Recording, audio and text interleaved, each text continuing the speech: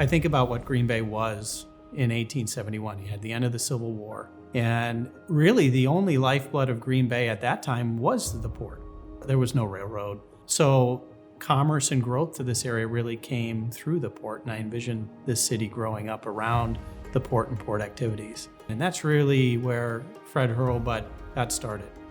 It was the dry goods business of bringing materials back from Buffalo or other ports out east on the lakes into the port of Green Bay. My great-great-grandfather actually built a couple sailing ships. So not only did he bring goods in, but he actually owned the ships that would bring the materials out and the materials back in. And he had one built right downtown in Green Bay on the river here. It was called the Annie M. Peterson.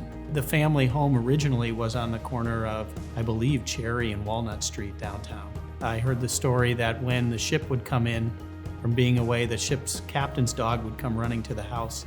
And they knew at that time that there was some fresh produce, probably apples, that had been brought in on the ship, and they'd run down to the docks.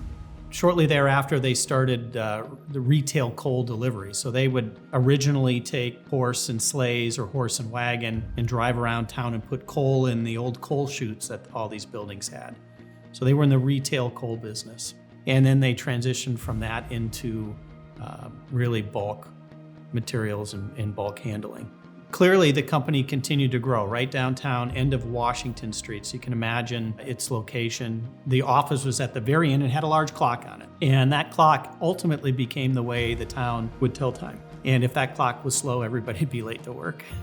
But it was really a community icon up until the late 50s, early 60s when that building was torn down. I think our next big transition was the decision to begin to bring in other minerals. Although we were based in calcium, we started bringing in magnesium. And that allowed us to move into other markets. For example, glass manufacturing, both container glass, think beer bottle, or window glass.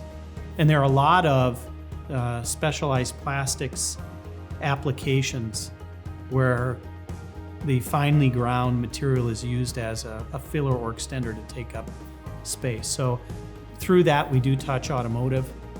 We touch quite a few building products, just a real diverse application space amongst a wide variety of different industries. And our vision is really creating proprietary products out of these different mineral combinations that we have, and really focusing on industries that are strong in our area and leveraging that. And for us, it's actually going back to the original roots in agriculture. So focusing in on animal feed and nutrition, as well as agronomy and soil health, really are the next big steps for our business in terms of growth and growth opportunity. We live in a 24/7 community. And one of the things that we realized early on is that often, due to the quantity of material consumed by most of our customers, they only have a day or two worth of inventory available. And that means we're shipping every day out our door to them, just in time. And it's absolutely critical that we honor the fact that we are a lifeblood to them. And if we're not running, they're not running.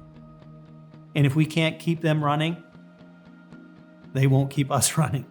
So our commitment to our customers, really, and to ourselves, is we're going to do what it takes to keep business running 24 hours a day, 7 days a week, focused on making sure that our plant is optimized to remain running, that we carry adequate inventory levels to service their needs, and make sure that the trucks are delivering the products on time as expected. The business we are today is not going to be the business we are 10 years from now. It's not going to be the business we are 20 years from now. In the charge that we have, the charge that's been given us, and what history has shown us is, it is 5 generations of entrepreneurship. And every day we're an entrepreneur, trying to figure out where we're going to go and what we're going to do next. And the place to make that happen is in the market. It's about spending time with customers, understanding their problems, understanding their issues, and developing solutions to those problems. And it's through that process that we know we can make it to the next generation. I think about Fred Hurlbut 5 generations before me. What would it be like to have the longevity to see what actually happens 5 generations from me? The speed of business and the change of business continues to accelerate. And I think the challenge I have of what could the business be 5 generations from now, I don't know. But what I do know is we can build a culture. We can build a team that has that culture. And that team just isn't family. I mean, that team is everybody that works for the business. Finding great talent, building great culture, and focusing on our customers and the needs of our customers. At the end of the day is all the legacy I truly can leave, because I can't predict what it's going to be 30 years from now, let alone 10 years from now. And to think 150 years from now, other than, man, I'd love to see, that makes me smile.